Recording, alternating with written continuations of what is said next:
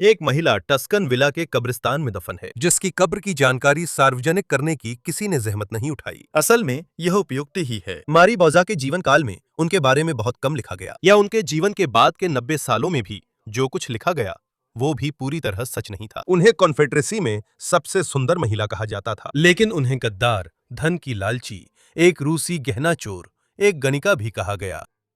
एक अखबार ने तो उन्हें हत्या की शिकार भी बता दिया, लेकिन 2 दिन बाद उसे अपनी खबर वापस लेनी पड़ी। वो असल में मरी नहीं थी। जब 1908 में उनकी मृत्यु एक काउंटेस के रूप में हुई, तब तक मारी बौजा को इतने अजनबियों ने इतनी बार नया रूप दे दिया था कि असली कहानी जो उन्होंने सच में जी थी, उन सब के नीचे दब गई थी। ये वही असली कहानी है, और ये शुरू होती है जैसे कई अच्छे घोटाले शुरू होते हैं, एक जटिल पारिवारिक पृष्ठभूमि के साथ।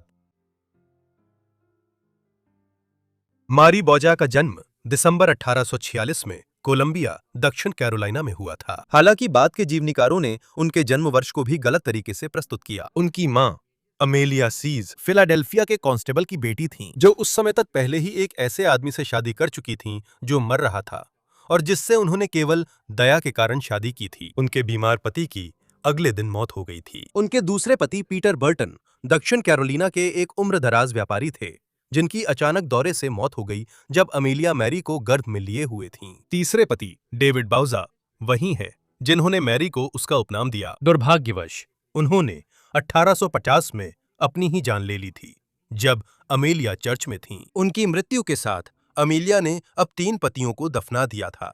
डेविड ने $10,000 से अधिक की संपत्ति छोड़ी थी, जो आज के समय में $4 लाख से भी ज्यादा है, जिससे अमेलिया और छोटी मैरी की आर्थिक स्थिति काफी बेहतर हो गई थी। कोलंबिया के उच्च समाज ने अमेलिया को कभी पूरी तरह स्वीकार नहीं किया। उसके बारे में बातें बनती थीं। वो गृह युद्ध पूर्व दक्षिण में दर्जी थीं, जो सामाजिक हैसियत के लिहाज से लगभग मौत के बराबर था। लेकिन मैरी खुद ऐसी थी कि उसे नजरअंदाज नहीं किया जा सकता था। हल्के लाल सुनहरे बाल, गहरे नीली आंखें, और सबके अनुसार, यहां तक कि जलन करने वालों के अनुसार भी, वो सच में बेहद खूबसूरत थी। जनरल जॉन प्रेस्टन ने कहा था कि वह सबसे खूबसूरत स्त्री थीं जिसे उन्होंने कभी देखा था।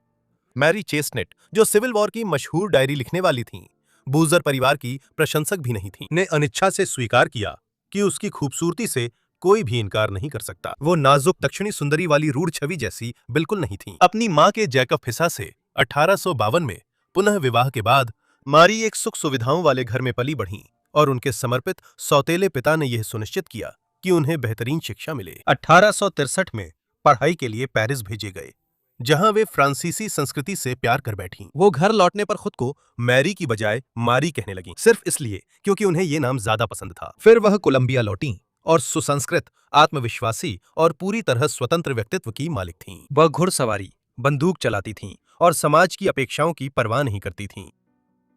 फिर युद्ध ने उन्हें ढूंढा और वो प्रेम कहानी दी जिसने उनका जीवन बदल दिया।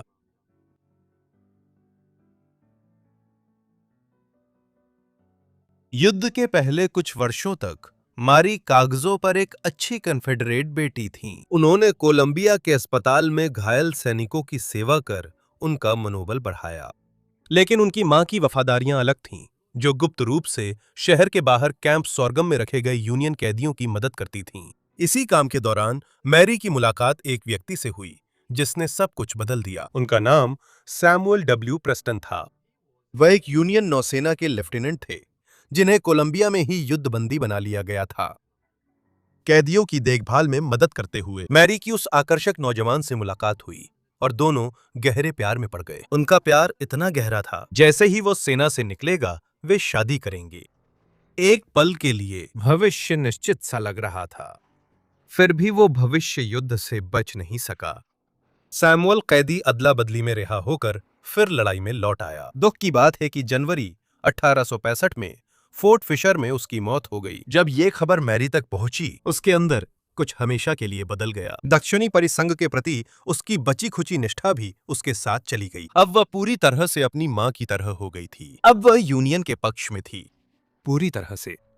1 महीने बाद विलियम टी शेरमैन और उनकी यूनियन आर्मी कोलंबिया में दाखिल हुई। कुछ ही दिनों में शहर का 1/3 हिस्सा तबाह हो चुका था, आग में जल गया, जिसकी जिम्मेदारी अब तक तय नहीं हुई। शर्मन ने कहा कि पीछे हटते कॉन्फेडरेट्स ने आग लगाई थी। कॉन्फेडरेट जनरल वेडहैम्पटन ने जोर देकर कहा कि शर्मन ने ही आग लगाई थी। असलियत में संभवतः ये नशे में सैनिकों और बिखरी कपास और तेज हवाओं ने आग की लपटों को फैला दिया था। लेकिन जब शहर धधक रहा था, मैरी और उनकी मां कुछ ऐसा कर रही थीं जिसके लिए कोलंबिया के ज्यादातर परिवारों को सिर्फ उसूलों के नाम पर ही शहर से बाहर निकाल दिया जाता। वे तहखाने में भाग निकले यूनियन कैदियों को छुपा रही थीं, उन्हें खाना खिला रही थीं और पनाह दे रही थीं, जब तक यूनियन की सेना वहां तक नहीं पहुंच गई। एक स्थानीय व्यक्ति को यह करते पकड़े जाने पर कोड़े मारे गए और सिर मुड़ा दिया गया। सौभाग्य से मैरी और अमेलिया पकड़ी नहीं गईं। उन्होंने यूनियन अधिकारियों की कृतज्ञता पाली थी, जो उन्हें कुछ सुरक्षा देती थी। लेकिन कोलंबिया जल्द ही देखेगा कि उन्होंने क्या किया और उसके लोग इसे कभी नहीं भूलेंगे।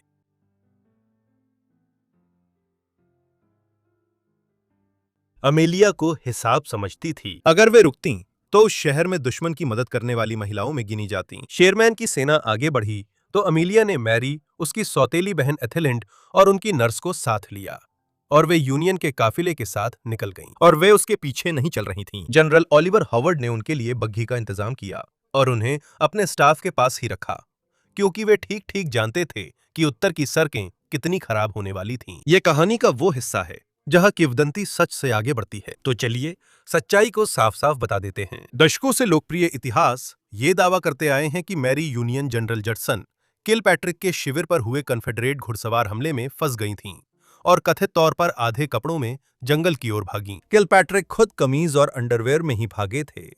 सच में ये शानदार दृश्य है। ये भी एक कल्पना है। 1899 के उस छापे का सबसे पुराना विवरण एक बुजुर्ग ओवरमॉन्ट स्कूल टीचर का नाम बताता है, बाउजर का नहीं।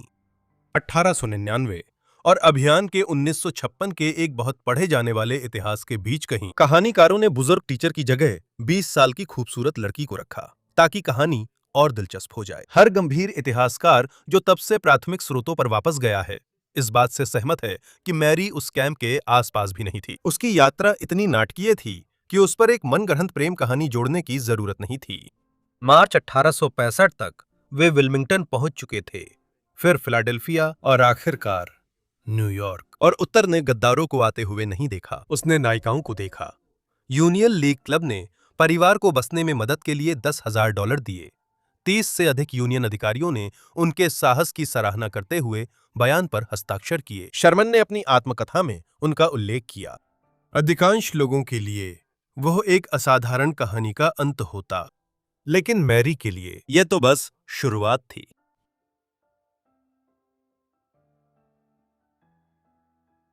1865 में $10,000 बड़ी रकम थी। अमेलिया ने बचाए संसाधनों के साथ दर्जी की बेटी को ऐसे दायरों तक पहुंचाया जहां कोलंबिया की 1 दर्जन की बेटी की कोई जगह नहीं मानी जाती थी। जैसा कि हुआ, न्यूयॉर्क समाज को आपकी पृष्ठभूमि से ज्यादा इस बात की परवाह थी कि आप क्या योगदान दे सकते हैं। मैरी ने बहुत कुछ दिया। खूबसूरत, फ्रेंच में धारा प्रवाह और इतनी तेज कि माहौल को तुरंत भाप ले। उसने नई जिंदगी अच्छी तरह निभाई। अमेलिया की अब सिर्फ एक महत्वाकांक्षा थी और उसने उसे बिना रुके पूरा करने की कोशिश की। मैरी की अच्छी शादी कराना। वो जॉन एस बीचर पर आकर रुकी, एक अमीर बूढ़े व्यापारी। 1866 में मैरी ने उसका बहुत सीधा सा वर्णन किया, एक भला बूढ़ा आदमी। यह निश्चित रूप से प्रेम विवाह नहीं था, बल्कि एक लेन देन था जिसे रेशम में लपेट दिया गया था। 1867 में उनके यहाँ बेटा हुआ। उन्होंने उसका नाम सैमुअल के नाम पर प्रेस्टन रखा, उस आदमी के नाम पर जिससे वह असल में शादी करना चाहती थी, लेकिन कभी मौका नहीं मिला। फिर 1870 में अमेलिया की मृत्यु हो गई। लगभग 2 दशकों तक वह मैरी की सबसे बड़ी समर्थक, सामाजिक मामलों को संभालने वाली और हमेशा उसकी रक्षक रही थीं। वह घोटालों को संभालती और परिचय करवाकर बेटी की स्थिति समाज में सुरक्षित रखती थीं। अचानक अब मैरी अपने दम पर थीं। बीचर भी वफादार नहीं थे और एक ऐसे मोड़ पर जो खुद को नुकसान पहुंचाने जैसा था। वही थे जिन्होंने मैरी की मुलाकात लॉयड फीनिक्स से कराई, जो एक अमीर यॉट मालिक थे और जिनकी आदत थी कि वे उन महिलाओं से शादी का वादा करते थे जिनसे वे शादी करने का इरादा नहीं रखते थे। मैरी ने उन पर विश्वास किया और इंतजार करती रही, और जब आखिरकार उसने इस बारे में उस पर दबाव डाला तो उसने उस पर हंस दिया। मैरी ने अक्टूबर 1873 में जवाब में जो भी किया, ये इतना गंभीर था कि सबने इसे छुपाने की पूरी कोशिश की और वे इसमें काफी हद तक सफल भी रहे। बीचर ने घोटाले को तलाक की अर्जी में इस्तेमाल किया। ये मामला 1874 तक खिंचता रहा। ये लंदन में मैरी की सौतेली बहन से जुड़े एक अलग घोटाले में उलझ गया, जिससे अटलांटिक के दोनों ओर सुर्खियां बनी। फैसला सख्त था।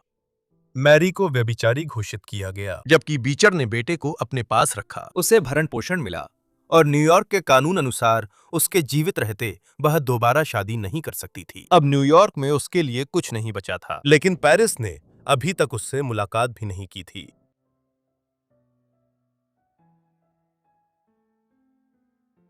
1870 के दशक का पेरिस न्यूयॉर्क से अलग था। बदनाम तलाकशुदा अमेरिकी महिला को वहां अपने आप बाहर नहीं किया जाता था। अगर वो सही तरीके से अपने पत्ते खेलती तो वह वहां एक कीमती सामाजिक पूंजी भी बन सकती थी। मारी ने अपने पत्ते बिल्कुल सही तरीके से खेले। उसने कमरे किराए पर लिए, उन्हें सही लोगों से भर दिया और खबर फैलने दी। कुछ ही महीनों में उसके अपार्टमेंट में कलाकार, लेखक, छोटे मोटे शाही लोग और अन्य प्रसिद्ध हस्तियां आने लगीं। ये था डेमीमोंडे। यह छाया समाज था जो पेरिस के समानांतर चलता था, जहां प्रतिष्ठा से कहीं ज्यादा करिश्मा और खानदान से कहीं ज्यादा संबंध मायने रखते थे। मारी के पास दोनों थे। वो ठाट बाट से जीती थी, महंगे शौक, एक बगावती स्वभाव और इतनी पहचान कि पेरिस पुलिस ने उस पर नजर रखी थी। ऐसा नहीं कि उसने बड़ा अपराध किया था, बल्कि क्योंकि उन हलकों में जाने वाली महिलाएं हमेशा सरकारी ध्यान आकर्षित करती थीं। इन सबके बीच जब वह पूरी तरह से शहर में नहीं बसी थी, उसने और उसकी बहन एथेलिन ने सेंट पीटर्सबर्ग की यात्रा की। वहां उन्होंने रूसी अभिजात्यों से मिले और एक नामी दरबारी फोटोग्राफर से तस्वीरें खिंचवाईं और सबका ध्यान आकर्षित करने का केंद्र बन गईं। यह सिर्फ एक फुटनोट होना था। इसके बजाय ये एक अफवाह का बीज बन गया जो असली यात्रा से भी दशकों तक जिंदा रहा। ये अफवाह सनसनीखेज थी कि मैरी रूसी शाही परिवार के गहने लेकर चली गई थीं। हालांकि इसमें कोई हैरानी की बात नहीं थी, इसमें कोई सच्चाई नहीं थी, बिल्कुल भी नहीं। लेकिन जब ऐसी कहानी आपके नाम से जुड़ जाती है तो वो कभी भी सच में पीछा नहीं छोड़ती। इसलिए मैरी की सबसे बड़ी सुर्खियां अभी भी आगे थीं।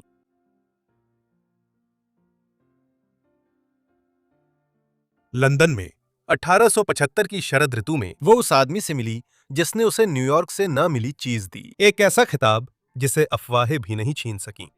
ये थे काउंट आर्थर डी पोर्टेलस गॉर्जियर, जो स्विट्जरलैंड में जन्मे और फ्रांसीसी राजनयिक थे।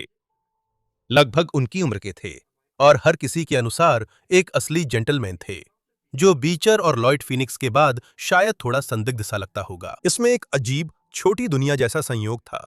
आर्थर की पहली पत्नी जेनी हॉलिडे थीं, जो अब नहीं है। मैरी जेनी को सालों पहले मैनहट्टन के उसी कॉन्वेंट स्कूल से जानती थीं। उच्च वर्गीय हल्के सचमुच बहुत छोटे थे। उन्होंने लंदन के एक चर्च में 4 नवंबर 1875 को शादी की थी। मारी तब 28 साल की थीं।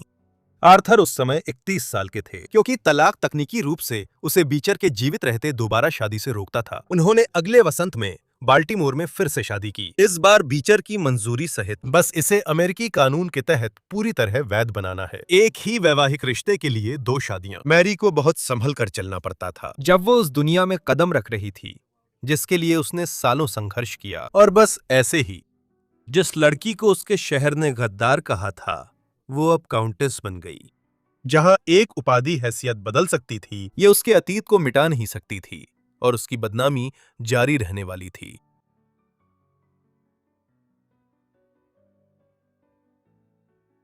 मारी ने पेरिस के विद्रोही सालों को छोड़ अगले 30 साल एक वफादार, दुनिया घूमने वाली राजनयिक पत्नी की तरह बिताए। शादी के बाद उसका जीवन जीवनी कम, माल ढुलाई की सूची ज्यादा लगता है। पेकिंग, नेपल्स, स्विट्जरलैंड का एक शैटो, सैंटियागो डी क्यूबा, जावा द्वीप पर बुइटेनजॉर्ग, जहां वो और आर्थर तैनात थे जब 1883 में क्राकाटोआ फटा था। टोक्यो, जहां उन्होंने 1890 के दशक में 4 साल बिताए और अधिकतर लोग उन्हें पसंद करते थे। फ्रांसीसी सरकार ने आर्थर को अपने सर्वोच्च सम्मानों में से एक लीजन ऑफ ऑनर दिया। कई स्रोत मैरी के सामाजिक व्यवहार को इसका श्रेय देते हैं कि उन्होंने आर्थर को यह सम्मान दिलाने में मदद की। लेकिन प्रसिद्धि, एक बार जब वो आपसे जुड़ जाती है तो उसे फर्क नहीं पड़ता कि आप कितनी दूर भागते हैं। ये आपका पीछा करती है और दूर होने पर और भी अजीब लगती है। कई सालों बाद भी साउथ कैरोलिना के पत्रकार जूलियन सेल्बी और अन्य पूर्व परिसंघ समर्थक मैरी पर दक्षिण का विश्वासघात करने का आरोप लगाते रहे। वतन के अखबारों में अफवाहें फैलीं कि उसने ओटोमन सुल्तान से शादी की है। दूसरों ने कहा वह अफ्रीका में जुलू लोगों के बीच है। इनमें से कुछ भी सच नहीं था। इनमें से कुछ भी उस जीवन के करीब नहीं था जो वो वास्तव में जी रही थी। फिर अक्टूबर 1884 में न्यूयॉर्क टाइम्स ने एक यादगार हेडलाइन छापी। जापान में एक युवती की धनुष की डोरी से गला घोंटकर हत्या कर दी गई। किसी कथित अनुचित आचरण के कारण उसकी मौत हुई। उन्होंने मैरी का नाम लिया। समस्या सिर्फ इतनी थी कि मारी ने जापान में कदम नहीं रखा था। उसकी असली पोस्टिंग वहां अभी भी एक दशक दूर थी और वह पूरी तरह से जीवित थी। 2 दिन बाद उसी अखबार ने एक खंडन छापा। उन्होंने स्वीकार किया कि वह स्विट्जरलैंड में जीवित थीं और विवाहित थीं। जैसे इससे पहले जो छप चुका था वो सब मिट गया हो। ऐसा नहीं हुआ। लेकिन सिर्फ इतना ही नहीं, खंडन पेज 2 पर छपी थी। हत्या की खबर पेज 1 पर छपी थी। दशकों तक सुर्खियों, घोटालों और अफवाहों के बाद मारी का आखिरी अध्याय उस किंवदंती से कहीं ज्यादा शांत था जो उनके पीछे चली आई थी।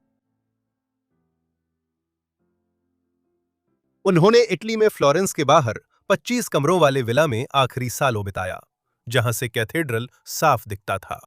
अगली पोस्टिंग के लिए दशकों तक सामान बांधने के बाद हमेशा अगली मंजिल के लिए तैयार रहते हुए आखिरकार उन्होंने ठिकाना बदलना बंद कर दिया। उन्होंने कैथोलिक चर्च के अंतिम धार्मिक संस्कार प्राप्त किए और 25 जनवरी 1908 को उनकी मृत्यु हो गई, जब उनकी उम्र 61 साल थी। उनके पति ने उनसे 20 साल ज्यादा जिया। हम वहीं लौट आते हैं जहां से शुरू किया था। उनकी कब्र का स्थान कभी उजागर नहीं हुआ, ना ही स्थान तारीख तक भी मुश्किल से। दूसरों की कहानियों का हिस्सा बनकर जिंदगी गुजारने के बाद एकमात्र बात जो वह सचमुच अपने पास रख सकी वह ये थी कि उसका शरीर कहाँ विश्राम करेगा। बाकी सब कुछ अखबारों ने छीन लिया। वो गहनों की चोरी जो नहीं हुई, वो हत्या जो कभी हुई ही नहीं, घुड़सवार शिविर वाला नाइट गाउन प्रकरण जबकि वो उसके आसपास भी कभी नहीं थी। दशकों तक कई उपन्यासकारों ने अपनी किताबें उस कड़वे पैम्फलेट पर आधारित की जिसे एक आदमी ने लिखा था जिसने उसे कोलंबिया छोड़ने के लिए कभी माफ नहीं किया। असली महिला जिसने घायल सैनिकों की देखभाल की, एक आदमी से प्यार कर बैठी जो शादी से पहले मर गया और एक क्रूर तलाक से गुजरी और खुद को दक्षिण कैरोलिना की बदनाम निर्वासिता से उठकर खुद को काउंटेस के रूप में फिर से गढ़ लिया, जो दुनिया भर में घूमी। वो सब कुछ उस किंवदंती के नीचे दब गया। मैरी बॉजा पर ये वीडियो देखने के लिए आप सभी का बहुत बहुत धन्यवाद। मुझे उम्मीद है कि आपको यह रोचक लगा होगा। कमेंट्स में बताएं कि आपको उनकी जिंदगी कैसी लगी और कोई सुझाव हो तो जरूर लिखें। ये भी मुझे नीचे कमेंट्स में बताएं। क्या आप सोशलाइट्स और इस तरह के लोगों पर और वीडियो देखना चाहते हैं या कुछ और पसंद करेंगे? मुझे जरूर बताएं। साथ ही मुझे उम्मीद है कि आप सभी ने नोटिफिकेशन ऑन कर रखा है और मेरे चैनल को सब्सक्राइब किया हुआ है ताकि जैसे ही मैं वीडियो अपलोड करूं आपको तुरंत मिल जाए। मेरी तरफ से बस इतना ही। अगली फॉरगॉटन लाइफ में मिलूंगा। धन्यवाद।